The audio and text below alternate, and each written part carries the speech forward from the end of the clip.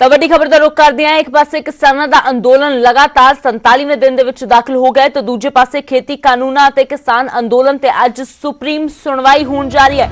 ਜੀ ਹਾਂ, ਦੇਸ਼ ਦੀ ਸਰਵਉੱਚ ਅਦਾਲਤ ਦੇ ਵਿੱਚ ਸੁਣਵਾਈ ਇੱਕ ਵਾਰ ਫਿਰ ਤੋਂ ਕਿਸਾਨ ਅੰਦੋਲਨ ਤੇ ਇਸ ਦੇ ਨਾਲ ਜੁੜੀਆਂ ਪਟੀਸ਼ਨਾਂ ਤੇ ਹੋਵੇਗੀ। ਸਾਰੀਆਂ ਹੀ ਪਟੀਸ਼ਨਾਂ ਤੇ ਅੱਜ ਸੁਪਰੀਮ ਕੋਰਟ ਦੇ ਵਿੱਚ ਸੁਣਵਾਈ ਹੋਵੇਗੀ।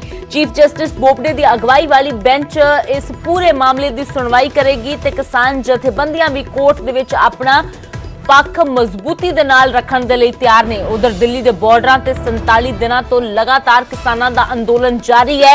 ਇਸ ਸਭ ਦੇ ਵਿਚਾਲੇ ਕਿਸਾਨ ਅੱਗੇ ਦੀ ਰਣਨੀਤੀ ਲਈ ਤਿਆਰੀ ਕਰ ਰਹੇ ਨੇ। 15 ਜਨਵਰੀ ਨੂੰ ਬੈਠਕ ਸਰਕਾਰ ਦੇ ਨਾਲ ਦੁਬਾਰਾ ਹੋਣ ਜਾ ਰਹੀ ਹੈ। ਉਸ ਬੈਠਕ ਤੋਂ ਪਹਿਲਾਂ ਵੀ ਕਿਸਾਨਾਂ ਦੇ ਵੱਲੋਂ ਲਗਾਤਾਰ ਆਪਣੀ ਰਣਨੀਤੀ ਘੜੀ ਜਾ ਰਹੀ ਹੈ। ਪਰ ਅੱਜ ਸੁਪਰੀਮ ਕੋਰਟ ਤੇ ਸਭ ਦੀਆਂ ਨਜ਼ਰਾਂ ਟਿਕੀਆਂ ਹੋਈਆਂ ਨੇ ਕਿਉਂਕਿ ਕਿਸਾਨਾਂ ਨੇ ਵੀ ਕਿਹਾ ਹੈ ਕਿ ਉਹ ਸੁਪਰੀਮ ਕੋਰਟ ਦਾ ਬਾਈਕਾਟ ਨਹੀਂ ਕਰਨਗੇ ਬਲਕਿ ਸੁਪਰੀਮ ਕੋਰਟ ਦੇ ਨਾਲ ਚੱਲਣਗੇ। ਆਪਣਾ ਪੱਖ ਵੀ ਸੁਪਰੀਮ ਕੋਰਟ ਦੇ ਵਿੱਚ ਮਜ਼ਬੂਤੀ ਦੇ ਨਾਲ ਰੱਖਣਗੇ।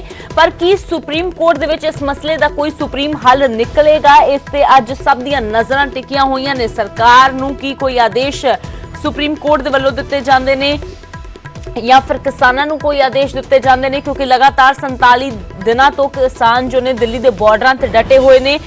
ਤਾਂ ਕੀ ਕਿਸਾਨਾਂ ਨੂੰ ਕੋਈ ਦਿਸ਼ਾ ਨਿਰਦੇਸ਼ ਦਿੱਤੇ ਜਾਂਦੇ ਨੇ ਕਿਉਂਕਿ ਕਿਸਾਨਾਂ ਦੇ ਵੱਲੋਂ ਆਉਣ ਵਾਲੇ ਦਿਨਾਂ ਦੇ ਵਿੱਚ ਵੱਡਾ ਜੋ ਟਰੈਕਟਰ ਮਾਰਚ ਪਰੇਡ ਗਰਾਊਂਡ ਦੇ ਵਿੱਚ 26 ਜਨਵਰੀ ਦੇ ਮੌਕੇ ਕੱਢਣ ਦਾ ਐਲਾਨ ਕੀਤਾ ਗਿਆ ਹੈ। ਉਸ ਤੇ ਵੀ ਨਜ਼ਰਾਂ ਸਭ ਦੀਆਂ ਟਿਕੀਆਂ ਹੋਈਆਂ ਨੇ ਕਿ ਸੁਪਰੀਮ ਕੋਰਟ ਦਾ ਕਿਸ ਤਰ੍ਹਾਂ ਦਾ ਰੁਖ ਰਹਿੰਦਾ ਹੈ। ਕੋਰਟ ਨੇ ਸਾਡੇ 8 ਕਿਸਾਨਾਂ ਨੂੰ ਇੰਪਲੀਡ ਕੀਤਾ ਸੀ। ਅਸੀਂ ਵੀ ਇਹ ਸੋਚਿਆ, ਸਾਡੇ ਵਕੀਲਾਂ ਨੇ ਵੀ ਸੋਚਿਆ ਕਿ ਸਾਨੂੰ ਕੋਰਟ ਦਾ ਬਾਈਕਾਟ ਨਹੀਂ ਕਰਨਾ ਚਾਹੀਦਾ ਕਿਉਂਕਿ ਕੋਰਟ ਦੇ ਵਿੱਚ ਚਾਹੇ ਐਕਸ ਪਾਰਟੀ ਹੋਵੇ ਚਾਹੇ ਉਹ ਸਾਡੀ ਹਾਜ਼ਰੀ 'ਚ ਹੋਵੇ, ਉਹ ਸਾਰੀ ਚੀਜ਼ ਆਨਲਾਈਨ ਮਤਲਬ ਕਿ ਲੋਕਾਂ ਨੇ ਲਾਈਵ ਦੇਖਣੀ ਹੈ।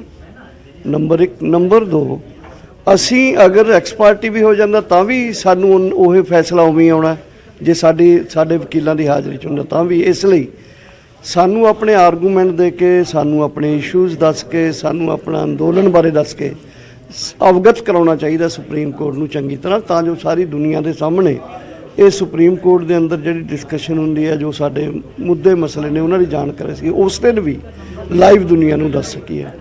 ਇਸ ਕਰਕੇ ਸਾਡੀ ਇਹ ਤਿਆਰੀ ਹੈ ਕਿ ਸਾਡੇ ਵਕੀਲਾਂ ਨੇ ਇਹ ਪੂਰੀ ਤਰ੍ਹਾਂ ਮਨ ਬਣਾਇਆ ਹੋਇਆ ਉਹਨਾਂ ਨੇ ਵੀ ਸਾਡੇ, ਕਿਉਂਕਿ ਉਹਨਾਂ ਨੇ ਤਾਂ ਸਾਡੇ ਮੁਤਾਬਕ ਬਣਾਉਣਾ ਕਿ ਕਾਨੂੰਨਾਂ ਨੂੰ ਰਿਪੀਲ ਕਰਨ ਤੋਂ ਉਰੇ ਸਾਡੇ ਕੋਲ ਕੋਈ ਹੋਰ ਬਦਲ ਨਹੀਂ ਹੈ। ਤਾਂ ਅੱਜ ਸੁਪਰੀਮ ਕੋਰਟ ਦੇ ਵਿੱਚ ਸੁਪਰੀਮ ਸੁਣਵਾਈ ਹੋਣ ਜਾ ਰਹੀ ਹੈ। ਕਿਸਾਨ ਵੀ ਆਪਣਾ ਪੱਖ ਮਜ਼ਬੂਤੀ ਦੇ ਨਾਲ ਰੱਖਣ ਦੇ ਲਈ ਤਿਆਰ ਨੇ।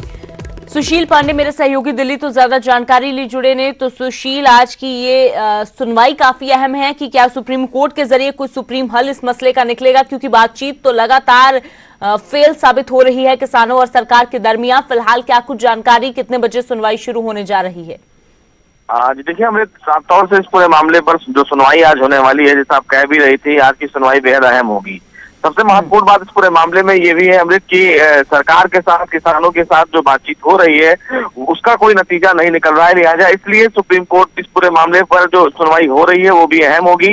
लेकिन आज देखना बेहद अहम है ये अमृत की क्या तमाम जो किसान के जो एसोसिएशन है वो सुप्रीम कोर्ट में अपना पक्ष रख रहे हैं। क्या वो सुप्रीम कोर्ट आज अगर कोई आदेश जारी करता है तो उसको मानते हैं या नहीं मानते हैं? क्योंकि सुप्रीम कोर्ट ने पिछली सुनवाई के दौरान ये स्पष्ट कर दिया था कि अगर अटॉर्नी जनरल यानी कि सरकार की तरफ से जो वकील रिप्रेजेंट कर रहे हैं सरकार को, अगर वो ये कहते हैं कि इस मामले में सुनवाई अभी ना करे सुप्रीम कोर्ट, क्योंकि अभी इस पूरे मामले में एक अगले दौर की जो बातचीत है वो भी बाकी है जो 15 तारीख को निर्धारित हुई है, तो सुप्रीम कोर्ट शायद सुनवाई ना करे। लेकिन जिस तरह याचिकाएं सुप्रीम कोर्ट में दाखिल की गई हैं और उन याचिकाओं में स्टबल बर्निंग एक अलग इशू है, दूसरा है कि किसान जो लगातार 40 दिनों से धरना प्रदर्शन कर रहे हैं उनको हटाने के बाद से उनको ना हटाने की वजह से मुश्किलें हो रही हैं।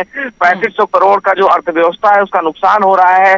एक तरफ किसान ये कह रहे हैं कि वो शांतिपूर्वक प्रदर्शन करेंगे, दूसरी तरफ पंजाब में वो तमाम जो टावर हैं वो तोड़े जा रहे हैं। तो ये तमाम चीजें आप सुप्रीम कोर्ट में रखी जाएंगी कि क्या ये पूरा प्रदर्शन शांतिपूर्वक तरीके से हो रहा है, क्या इस प्रदर्शन का हल सुप्रीम कोर्ट के आदेश के बाद कुछ इसका होगा, हल निकलेगा, क्या सरकार इसमें सुप्रीम कोर्ट को आश्वस्त करेगी कि वो दोबारा एक बार बातचीत करना चाहती है किसानों से ताकि इस पूरे मामले का हल निकला जाए। लेकिन पिछले दौर की अगर बातचीत हम देखें तो उस बातचीत से ऐसा बिल्कुल नहीं लगता कि किसान सरकार के साथ बिना कानून को वापस लिए किसी भी तरीके से बातचीत करने के मूड में है। क्योंकि पिछली बार बातचीत का जो दौर था उसमें किसानों ने कुछ भी नहीं बोला, वो मौन थे, और ऐसे में कहीं ना कहीं आज की जो सुनवाई है वो बेहद अहम है, क्योंकि देश की सबसे बड़ी जो संस्था है वो न्यायपालिका है, और अगर न्यायपालिका इस पूरे मामले में ये कह रही है कि वो किसानों के इस प्रदर्शन से चिंतित है, तो निश्चित रूप से सुप्रीम कोर्ट ये बेहतर समझता होगा कि इस पूरे मामले में हल निकालने के लिए दोनों पक्षों को झुकना बेहद जरूरी है। लेकिन किसानों की सुशील, तो पिछली बार भी सुप्रीम कोर्ट ने चिंता तो जरूर जताई थी, लेकिन फिलहाल आज की सुनवाई में क्या कुछ निकलता है ये देखना काफी अहम है। शुक्रिया इस तमाम जानकारी के लिए। ਤਾਂ ਕਿਸਾਨ ਜਥੇਬੰਦੀਆਂ ਕੋਰਟ ਦੇ ਵਿੱਚ ਆਪਣਾ ਪੱਖ ਰੱਖਣਗੀਆਂ। ਸਰਕਾਰ ਦੇ ਵੱਲੋਂ ਕੀ ਆਪਣੀਆਂ ਦਲੀਲਾਂ ਦਿੱਤੀਆਂ ਜਾਂਦੀਆਂ ਨੇ, ਕਿਉਂਕਿ ਕਿਸਾਨਾਂ ਦੇ ਵੱਲੋਂ ਵੀ ਆਪਣਾ ਇੱਕ 4 ਮੈਂਬਰੀ ਜੋ ਵਕੀਲਾਂ ਦਾ ਪੈਨਲ ਤਿਆਰ ਕੀਤਾ ਗਿਆ ਹੈ, ਉਹ ਕਿਸ ਤਰੀਕੇ ਦੇ ਨਾਲ ਗੱਲ ਰੱਖਦੇ ਨੇ ਤੇ ਉਸ ਤੋਂ ਬਾਅਦ ਸੁਪਰੀਮ ਕੋਰਟ ਦਾ ਕੀ ਰੁਖ ਰਹਿੰਦਾ ਹੈ ਸਰਕਾਰ ਦੇ ਪ੍ਰਤੀ, ਕਿਸਾਨਾਂ ਦੇ ਪ੍ਰਤੀ, ਇਹ ਦੇਖਣਾ ਕਾਫੀ ਅਹਿਮ ਹੈ। ਤੇ ਉਧਰ ਗੱਲ ਕਰਦੇ ਹਾਂ ਕਰਨਾਲ ਦੀ, ਜਿੱਥੇ ਕੱਲ ਹੰਗਾਮਾ ਦੇਖਣ ਨੂੰ ਮਿਲਿਆ ਪੰਚਾਇਤ ਦੇ ਵਿੱਚ, ਤੇ ਇਸ ਹੰਗਾਮੇ ਤੇ ਹੁਣ ਪੁਲਿਸ ਦੀ ਕਾਰਵਾਈ ਵੀ ਦੇਖਣ ਨੂੰ ਮਿਲੀ ਹੈ। 71 ਲੋਕਾਂ ਦੇ ਖਿਲਾਫ ਪੁਲਿਸ ਨੇ ਮਾਮਲਾ ਦਰਜ ਕਰ ਲਿਆ ਹੈ। ਸਰਕਾਰੀ ਮੁਲਾਜ਼ਮਾਂ ਦੇ ਨਾਲ ਕੁੱਟਮਾਰ ਸਣੇ ਕਈ ਧਾਰਾਵਾਂ ਦੇ ਹੇਠ ਕੇਸ ਦਰਜ ਕੀਤਾ ਗਿਆ ਹੈ। ਦਰਅਸਲ ਸੀਐਮ ਮਨੋਹਰ ਲਾਲ ਦੀ ਮਹਾਪੰਚਾਇਤ ਦੌਰਾਨ ਇਹ ਮਹਾਭਾਰਤ ਦੇਖਣ ਨੂੰ ਮਿਲੀ ਸੀ। ਭੀੜ ਨੇ ਮਹਾਪੰਚਾਇਤ ਦੌਰਾਨ ਜ਼ਬਰਦਸਤ ਭੰਨਤੋੜ ਕੀਤੀ। ਕਰਨਾਲ ਦੇ ਪਿੰਡ ਕੈਮਲਾ ਦੇ ਵਿੱਚ ਇਸ ਕਾਰਵਾਈ ਨੂੰ ਅੰਜਾਮ ਦਿੱਤਾ ਗਿਆ, ਜਿਸ ਤੋਂ ਬਾਅਦ ਸਿਆਸਤ ਵੀ ਲਗਾਤਾਰ ਇਸ ਮਾਮਲੇ ਤੇ ਪੱਕੀ ਹੋਈ ਹੈ। ਤੇ ਹੁਣ ਇਸ ਮਾਮਲੇ ਦੇ ਵਿੱਚ ਪੁਲਿਸ ਨੇ ਜੋ ਕਾਰਵਾਈ ਕੀਤੀ ਹੈ, 71 ਲੋਕਾਂ ਦੇ ਖਿਲਾਫ ਪੁਲਿਸ ਨੇ ਮਾਮਲਾ ਦਰਜ ਕਰ ਲਿਆ ਹੈ। ਤਾਂ ਕਰਨਾਲ ਦੇ ਕੈਮਲਾ ਦੇ ਵਿੱਚ ਜੋ ਕੱਲ ਹੰਗਾਮਾ ਦੇਖਣ ਨੂੰ ਮਿਲਿਆ ਸੀ, ਉਸ ਮਾਮਲੇ ਦੇ ਵਿੱਚ ਹੁਣ ਪੁਲਿਸ ਦੀ ਕਾਰਵਾਈ ਦੇਖਣ ਨੂੰ ਮਿਲ ਰਹੀ ਹੈ। 71 ਲੋਕਾਂ ਦੇ ਖਿਲਾਫ ਪੁਲਿਸ ਨੇ ਮਾਮਲਾ ਦਰਜ ਕੀਤਾ ਹੈ। ਸਰਕਾਰੀ ਮੁਲਾਜ਼ਮਾਂ ਦੇ ਨਾਲ ਕੁੱਟਮਾਰ ਸਣੇ ਹੋਰ ਜੋ ਵੱਖ-ਵੱਖ ਧਾਰਾਵਾਂ ਲਗਾਈਆਂ ਗਈਆਂ ਨੇ ਤੇ 71 ਲੋਕਾਂ ਦੇ ਖਿਲਾਫ ਮਾਮਲਾ ਦਰਜ ਕਰ ਲਿਆ ਗਿਆ ਹੈ। ਤਾਂ ਇਸ ਮਾਮਲੇ ਤੇ ਸਿਆਸਤ ਪੱਕੀ ਹੋਈ ਹੈ। ਪਹਿਲਾਂ ਹੀ ਮੁੱਖ ਮੰਤਰੀ ਦੇ ਵੱਲੋਂ ਇਹ ਕਿਹਾ ਗਿਆ ਕਿ ਇਹ ਤਰੀਕਾ ਸਹੀ ਨਹੀਂ ਹੈ ਵਿਰੋਧ ਦਾ। ਆਪਣੀ ਆਵਾਜ਼ ਲੋਕਤੰਤਰ ਦੇ ਵਿੱਚ ਹਰ ਕਿਸੇ ਨੂੰ ਬੁਲੰਦ ਕਰਨ ਦਾ ਹੱਕ ਹੈ, ਪਰ ਇਸ ਤਰੀਕੇ ਦੇ ਨਾਲ ਜੋ ਵਿਰੋਧ ਕੀਤਾ ਗਿਆ ਉਹ ਜਾਇਜ਼ ਨਹੀਂ ਹੈ। हिमांशु नारंग मेरे सहयोगी ज्यादा जानकारी लिए जुड़े ने। तो हिमांशु, कल तो बेशक जो पुलिस है वो मूक दर्शक बनकर खड़ी रही, कल तो बेशक पुलिस ने कोई कार्रवाई नहीं की, लेकिन अब ये बड़ी कार्रवाई की गई है। 71 लोगों पर जो पुलिस ने मामला दर्ज किया गया है, फिलहाल क्या कुछ जानकारी है, कौन कौन ये लोग हैं, क्या बाय नेम इनके ऊपर मामला दर्ज किया गया है? देखिए, अभी बाय नेम 71 लोगों के खिलाफ मामला दर्ज नहीं किया गया है। 71 लोगों के खिलाफ मामला दर्ज हुआ है, लेकिन उनकी पहचान की जा रही है और शायद आज दोपहर तक इनकी संख्या ज्यादा भी हो सकती है, क्योंकि ये 71 लोग वो हैं जो तमाम CID या और जो अलग अलग विभाग होते हैं जो वीडियोग्राफी कर रहे होते हैं, उनसे ही संबंधित वो विभाग होते हैं। उन फुटेज के आधार पर, उन वीडियो के आधार पर, उन फोटो के आधार पर इन लोगों के खिलाफ साजिश रचने, उकसाने का, सरकारी कर्मचारियों के साथ मारपीट और सरकारी संपत्ति को नुकसान पहुंचाना और धमकाने के उसमें मामला दर्ज किया गया है। ये मामला तकरीबन रात को 12 बजे के आसपास, 11 बजे के आसपास हुआ है और उसके बाद आज शायद जो करनाल के उपायुक्त हैं और करनाल के SP हैं वो प्रेस कॉन्फ्रेंस भी कर सकते हैं।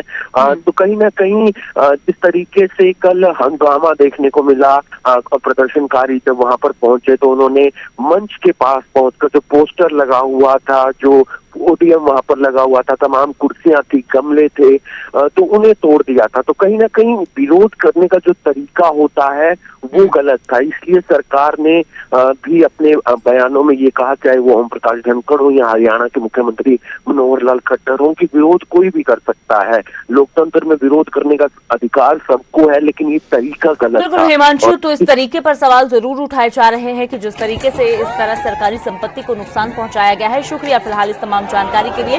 तो फिलहाल जो अनपछाते 71 लोगों के खिलाफ मामला दर्ज किया गया है, तो गिनती जो है वो दोपहर तक होर भी बढ़ सकती है, क्योंकि वड्डी गिनती ਦੇ ਵਿੱਚ ਭੀੜ ਉੱਥੇ ਇਕੱਠੀ ਹੋਈ ਸੀ। ਕਰਨਾਲ ਦੇ ਕੈਮਲਾ ਪਿੰਡ ਦੇ ਵਿੱਚ ਜਦੋਂ ਇਹ ਭੰਨਤੋੜ ਕੀਤੀ ਗਈ, ਇਹ ਤਸਵੀਰਾਂ ਸਾਹਮਣੇ ਆਈਆਂ। ਹਾਲਾਂਕਿ ਕਿ ਇਹਨਾਂ ਲੋਕਾਂ ਦਾ ਕਹਿਣਾ ਹੈ ਕਿ ਵਿਰੋਧ ਕਰ ਰਹੇ ਨੇ ਉਹ BJP ਦਾ, ਪਰ ਜਿਸ ਤਰੀਕੇ ਦੇ ਨਾਲ ਇਸ ਤਰ੍ਹਾਂ ਭੰਨਤੋੜ ਕੀਤੀ ਗਈ ਹੈ ਉਸ ਤਰੀਕੇ ਨੂੰ ਜਾਇਜ਼ ਨਹੀਂ ਠਹਿਰਾਇਆ ਜਾ ਸਕਦਾ।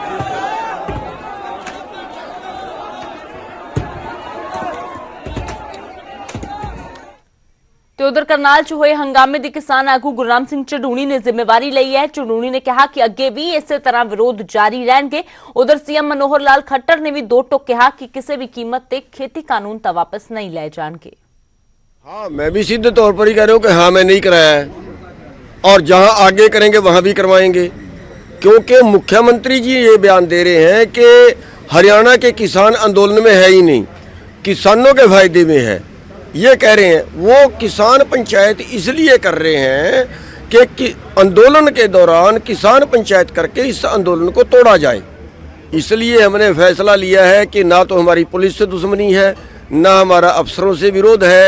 हमारा अगर विरोध है वो तो वो राजनेताओं से है, जिन्होंने पॉलिसी बनाई है, जिन्होंने नीतियां बनाई हैं, उनसे हमारा विरोध है। आप कह रहे हैं कि खुलेआम धमकी दे रहे हैं कि मुख्यमंत्री या फिर बीजेपी के किसी नेता ने आगे महापंचायत बुलाई, आगे किसी तरह से कोई कार्यक्रम इस तरह का किसानों के लिए रखा तो आगे भी इसी तरह से होने नहीं दिया जाएगा। ये धमकी नहीं है, धमकी नहीं है, हकीकत है। आखिरकार ये देश के लोगों को मारना चाहते हैं क्या? हमारी लड़ाई, हमारा जो आंदोलन है वो देश के प्रति है, देश को सुलझाने के लिए जितने बिंदु आए हैं सब पर कोई ना कोई मत बनाया जा सकता है, लेकिन वहाँ तो इतने घंटे बातचीत चलती है, आखिर में एक ही बात होती है कि क्या पंचादा क्या सिर मत्थे पर नाला होते आखिर में वापस लो जी। तो वापस तो सरकार नहीं लेने वाली, ये तय है।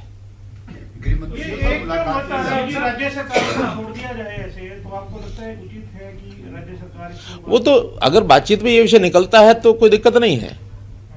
अगर राज्य सरकार भी छोड़ेंगे तो राज्य सरकारों ने कुछ तो नियम पहले से उसमें बदलाव करने होंगे, कुछ नई बातें करनी होगी तो किसी नए स्वरूप में भी हो सकती हैं, उसी में संशोधन किए जा सकते हैं। लेकिन कहीं ना कहीं आपसी बातचीत में ही होगा, तो एक विषय को छोड़कर बाकी सब चीज़ें डायलॉग के माध्यम से हो सकती हैं। एक चीज़ क्या कि एज इट इज़ उसको विड्रा करो, ये मुझे नहीं लगता कि सरकार विड्रा करेगी। तो उधर हरियाणा ही नहीं बल्कि पंजाब ਦੇ ਵਿੱਚ ਵੀ ਬੀਜੇਪੀ ਆਗੂਆਂ ਦਾ ਵਿਰੋਧ ਲਗਾਤਾਰ ਜਾਰੀ ਹੈ। ਹੁਣ ਕਿਸਾਨਾਂ ਦੇ ਵੱਲੋਂ ਜੋ ਲਗਾਤਾਰ ਲੀਡਰਾਂ ਦਾ ਵਿਰੋਧ ਕੀਤਾ ਜਾ ਰਿਹਾ ਹੈ, ਘਿਰਾਓ ਕੀਤਾ ਜਾ ਰਿਹਾ ਹੈ। ਹੁਣ ਸੁਰਜੀਤ ਜਿਆਣੀ ਤੇ ਗਰੇਵਾਲ ਦੇ ਵਿਰੋਧ ਦਾ ਐਲਾਨ ਕਰ ਦਿੱਤਾ ਗਿਆ ਹੈ। ਦੋਵਾਂ ਲੀਡਰਾਂ ਨੂੰ ਪੰਜਾਬ ਦੇ ਵਿੱਚ ਵੜਨ ਨਹੀਂ ਦਿੱਤਾ ਜਾਵੇਗਾ, ਇਹ ਕਿਸਾਨ ਆਗੂਆਂ ਨੇ ਸਾਫ਼ ਕਰ ਦਿੱਤਾ ਹੈ। ਦੱਸ ਦਈਏ ਕਿ ਬੀਜੇਪੀ ਆਗੂ ਸੁਰਜੀਤ ਜਿਆਣੀ ਤੇ ਹਰਜੀਤ ਗਰੇਵਾਲ ਸਰਕਾਰ ਤੇ ਕਿਸਾਨਾਂ ਵਿਚਾਲੇ ਕੜੀ ਦਾ ਕੰਮ ਕਰ ਰਹੇ ਨੇ, ਪਰ ਦੋਵਾਂ ਦੇ ਵੱਲੋਂ ਸਪਸ਼ਟ ਕਰ ਦਿੱਤਾ ਗਿਆ ਹੈ ਕਿ ਖੇਤੀ ਕਾਨੂੰਨ ਤਾਂ ਵਾਪਸ ਨਹੀਂ ਹੋਣਗੇ। ਦੋਵਾਂ ਦੇ ਵੱਲੋਂ ਕਿਸਾਨ ਜਥੇਬੰਦੀਆਂ ਤੇ ਸਵਾਲ ਵੀ ਚੁੱਕੇ ਜਾ ਰਹੇ ਨੇ, ਜਿਸ ਤੋਂ ਬਾਅਦ ਦੋਵਾਂ ਦੇ ਖਿਲਾਫ ਕਿਸਾਨਾਂ ਦਾ ਗੁੱਸਾ ਭਖਿਆ ਹੋਇਆ ਹੈ ਤੇ ਕਿਸਾਨਾਂ ਨੇ ਸਾਫ਼ ਕਰ ਦਿੱਤਾ ਹੈ ਕਿ ਹੁਣ ਸੁਰਜੀਤ ਜਿਆਣੀ ਅਤੇ ਹਰਜੀਤ ਗਰੇਵਾਲ ਦਾ ਵਿਰੋਧ ਕੀਤਾ ਜਾਵੇਗਾ। ਪੰਜਾਬ ਦੇ ਵਿੱਚ ਇਹਨਾਂ ਨੂੰ ਦਾਖਲ ਨਹੀਂ ਹੋਣ ਦਿੱਤਾ ਜਾਵੇਗਾ।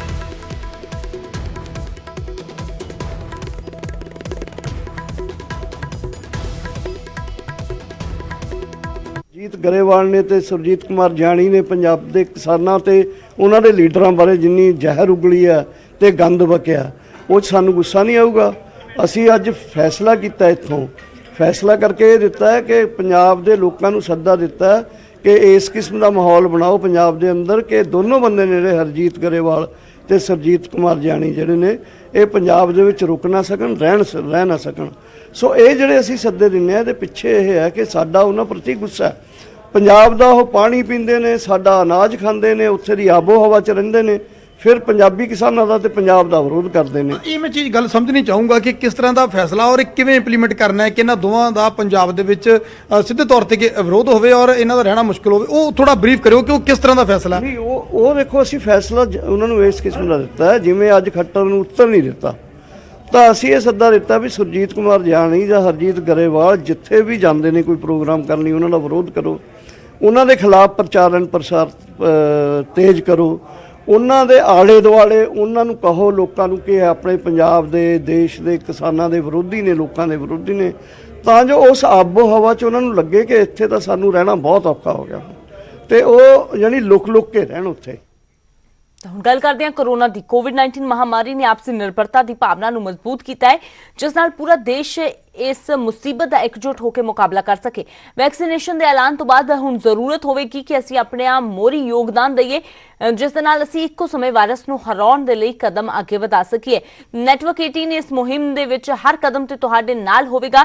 ਜਦੋਂ ਤੱਕ ਸਾਰੇ ਸੁਰੱਖਿਅਤ ਨਹੀਂ ਹੁੰਦੇ, ਉਦੋਂ ਤੱਕ ਕੋਈ ਵੀ ਸੁਰੱਖਿਅਤ ਨਹੀਂ ਹੋਵੇਗਾ। ਇਸੇ ਸੋਚ ਦੇ ਆਧਾਰ ਤੇ ਕੈਂਪੇਨ ਸੰਜੀਵਨੀ ਦਾ ਉਦੇਸ਼ ਇਹ ਸੁਨਿਸ਼ਚਿਤ ਕਰਨਾ ਹੈ ਕਿ ਵੈਕਸੀਨ ਪਾਉਣਾ ਸਾਰੇ ਭਾਰਤੀਆਂ ਦਾ ਅਧਿਕਾਰ ਹੈ। ਫਿਲਹਾਲ ਇੱਕ ਛੋਟੇ ਜਿਹੇ ਬ੍ਰੇਕ ਦੇ ਲਈ ਰੁਕਦੇ ਹਾਂ। ब्रेक तो बाद एक बार फिर तुहाडा स्वागत है। गल करते हैं मौसम के मिजाज की। पूरे उत्तर भारत में कड़ाके की ठंड का कहर जारी है तो पंजाब दे विच अज तो येलो अलर्ट भी जारी कर दिता गया है। अगले 3 दिन तक मौसम खराब रहने का अनुमान है। सीधा रुख करते हैं राजीव शर्मा मेरे सहयोगी लाइव जुड़े हुए ने। तो राजीव, ज्यादातर इलाकों के विच हालांकि पिछले कई दिनों तो धुंध कोहरा देखने को मिल रहा है, पर मौसम विभाग के मुताबिक अजे भी आने वाले दिनों च फिलहाल राहत मिलती नजर नहीं आ रही। किस तरह दी तस्वीरां की कुछ जानकारी? जी हाँ बिल्कुल, ठंड ਦੇ ਵਿੱਚ ਲਗਾਤਾਰ ਵਾਧਾ ਹੋ ਰਿਹਾ। ਹਾਲਾਂਕਿ ਕੁਝ ਦਿਨ ਪਹਿਲਾਂ ਜਦੋਂ ਬਰਸਾਤ ਹੋਈ ਸੀ 2 ਦਿਨ ਲਗਾਤਾਰ, ਤਾਂ ਉਸ ਤੋਂ ਬਾਅਦ ਇੱਕਦਮ ਤਾਪਮਾਨ ਜੋ ਹੈ ਉਸ ਦੇ ਵਿੱਚ ਵਾਧਾ ਹੋਇਆ ਸੀ ਔਰ ਲੋਕਾਂ ਨੂੰ ਜੋ ਹੈ ਠੰਡ ਤੋਂ ਵੱਡੀ ਰਾਹਤ ਮਿਲੀ ਸੀ। ਪਰ ਅੱਜ ਦੀ ਜੇਕਰ ਮੈਂ ਗੱਲ ਕਰਾਂ ਤਾਂ ਅੰਮ੍ਰਿਤਸਰ ਦੇ ਵਿੱਚ ਤਾਪਮਾਨ ਜੋ ਹੈ ਉਹ 9 ਡਿਗਰੀ ਦੇ ਆਸ-ਪਾਸ ਹੈ ਇਸ ਵੇਲੇ। ਤਾਂ ਜਿਹੜੀ ਸ਼ੀਤ ਲਹਿਰ ਹੈ ਉਸ ਦੇ ਕਰਕੇ ਠੰਡ ਦੇ ਵਿੱਚ ਲਗਾਤਾਰ ਵਾਧਾ ਦਰਜ ਕੀਤਾ ਜਾ ਰਿਹਾ। ਇਸ ਵੇਲੇ ਤੁਸੀਂ ਹਰਮੰਦਰ ਸਾਹਿਬ ਦੇ ਬਾਹਰ ਦੇਖ ਸਕਦੇ ਹੋ ਕਿ ਠੰਡ ਦੀ ਜਿਹੜੀ ਤਸਵੀਰ ਹੈ, ਕਿਉਂਕਿ ਧੁੰਦ ਭਾਵੇਂ ਜ਼ਰੂਰ ਥੋੜੀ ਘੱਟ ਹੈ पर मौसम ਦੇ ਵਿੱਚ ਇਸ ਦੇ ਲਈ ਬਦਲਾਵ ਦੇਖਿਆ ਜਾ ਰਿਹਾ, ਕਿਉਂਕਿ ਹਵਾ ਚੱਲ ਰਹੀ ਹੈ। ਹਵਾ ਦੇ ਕਰਕੇ ਜਿਹੜੀ ਹੈ ਠੰਡ ਬਹੁਤ ਜ਼ਿਆਦਾ ਵਧੀ ਹੈ ਤਾਂ ਲੋਕਾਂ ਨੂੰ ਦਿੱਕਤਾਂ ਜਿਹੜੀਆਂ ਉਹ ਪੇਸ਼ ਆ ਰਹੀਆਂ ਨੇ। ਤਾਂ ਸਵੇਰੇ ਸਵੇਰੇ ਹਰਮੰਦਰ ਸਾਹਿਬ ਦੇ ਬਾਹਰ ਤੁਸੀਂ ਦੇਖ ਸਕਦੇ ਹੋ ਕਿ ਸੰਗਤ ਇਸ ਵੇਲੇ ਘੱਟ ਨਜ਼ਰ ਆ ਰਹੀ, ਕਿਉਂਕਿ ਜਿਹੜੇ ਲੋਕ ਬਾਹਰ ਤੋਂ ਹਰਮੰਦਰ ਸਾਹਿਬ ਵਾਲੇ ਪਾਸੇ बिल्कुल राजीव, ठंड का असर तो जरूर लोगों ते हो रहा है, संगत की आमद जरूर घट नजर आ रही है। शुक्रिया फिलहाल ये तस्वीरां दर्शकों के नाल सांझियां करन दे लई। तो दरबार साहब के बाहर भी तुसीं देखा कि संगत की आमद जिहड़ी है ज्यादातर जिहड़ी इस वेले ज्यादा हुंदी है बहुत घट नजर आ रही है, क्योंकि ठंड का कहर लगातार जारी है। फिलहाल इस बुलेटिन दे विच इन्ना ही। मैनूं दिओ इजाजत।